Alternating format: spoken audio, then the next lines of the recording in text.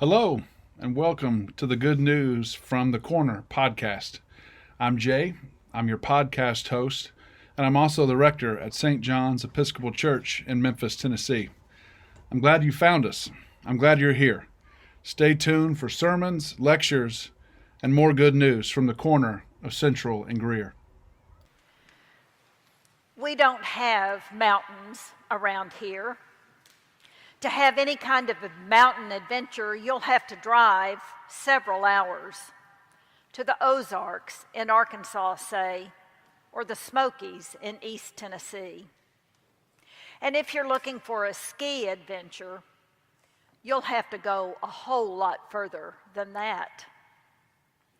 But there is something alluring about the mountains, and so many of us will go to a great deal of trouble and expense to get to them. Whether it's fly fishing in a clear mountain stream, photographing elusive wildlife, testing our mettle with a strenuous hike. Mountains give us exhilarating experiences in beautiful places. They can be challenging too, of course, and sometimes for God. Tabor is not much of a mountain, less than 2,000 feet to the summit. But it rises alone from a flat plain, lending drama to an otherwise nondescript landscape. In February, but we are told that a few days before the events recorded in today's lesson, Jesus had revealed his identity as Messiah to his disciples and foretold his suffering and death. By now, his little band of followers have been traveling with him for 3 years. They have listened to his sermons, witnessed his miracles, learned from his teachings.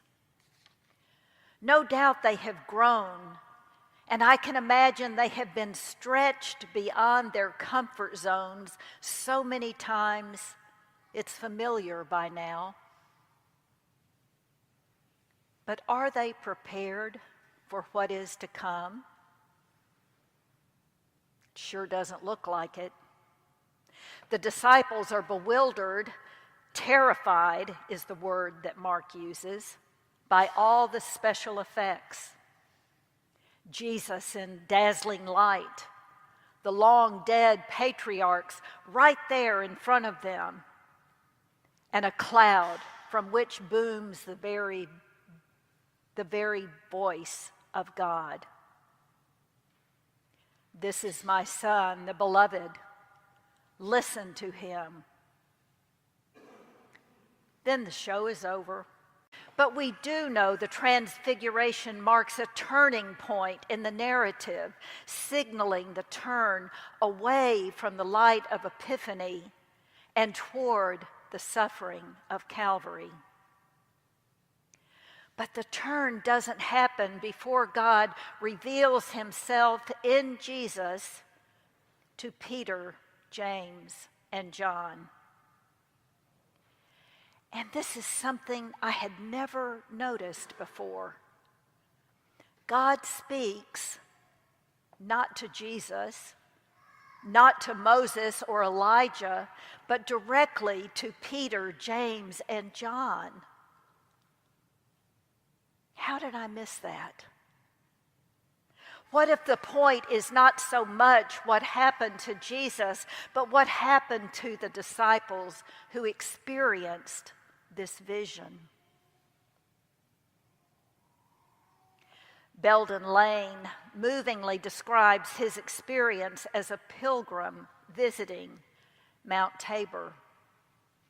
He's there on a cold, rainy day and has stayed so long the church doors are closed and all the tourists have gone.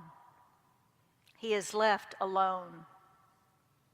As he reads Matthew's account of the Transfiguration from his rain-dampened Bible, He is overcome with a sense of God's words. This is my Son, the beloved.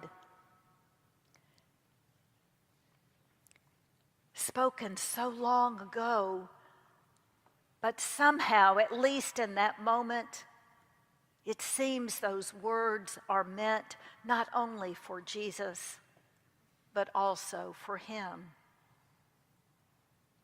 The words of the gospel went right through me, he writes. A father was saying words I'd been longing to hear my whole life.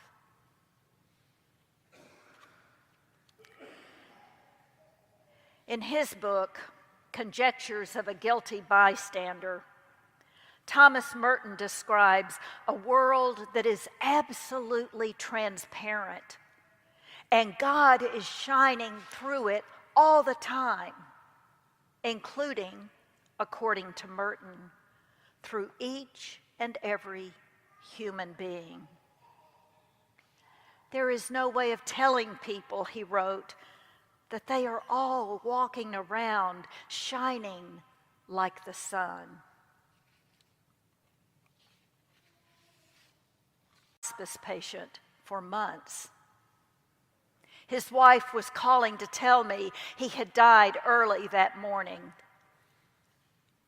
I shouldn't have been surprised, but somehow I couldn't take it in. Just then, a huge swarm or rabble of white butterflies rose from out of the forest on the side of the road and flew in a graceful, silent arc to the other side, right in front of me. It was a dazzling sight, so beautiful, so unexpected, so fleeting. By the time I checked the rearview mirror, they were gone.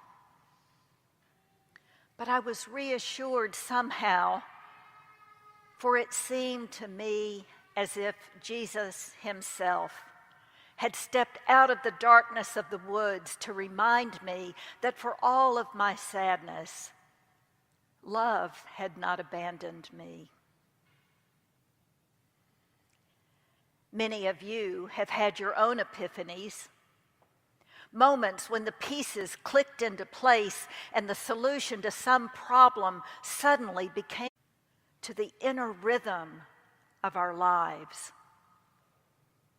This attention brings a new awareness of our own human and divine presence.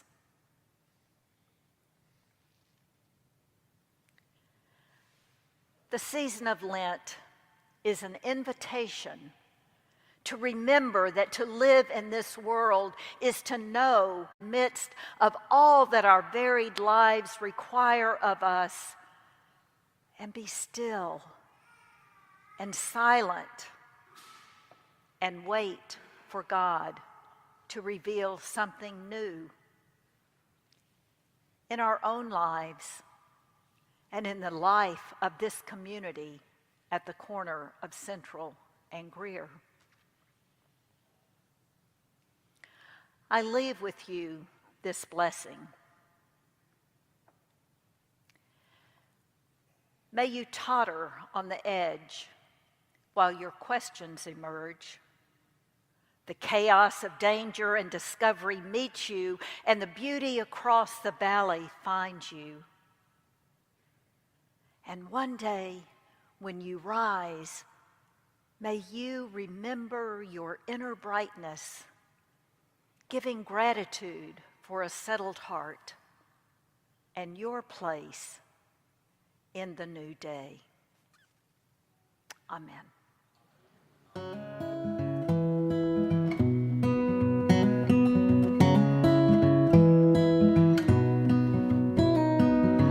Thanks for tuning in today.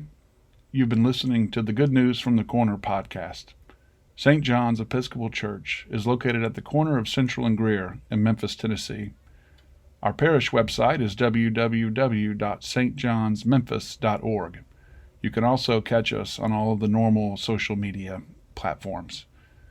You can join us for church at 10:30 on Sunday morning on our St. John's Memphis YouTube channel. Share the Good News podcast with somebody. And remember, you matter to God. Your life is not yours alone. Come see us sometime.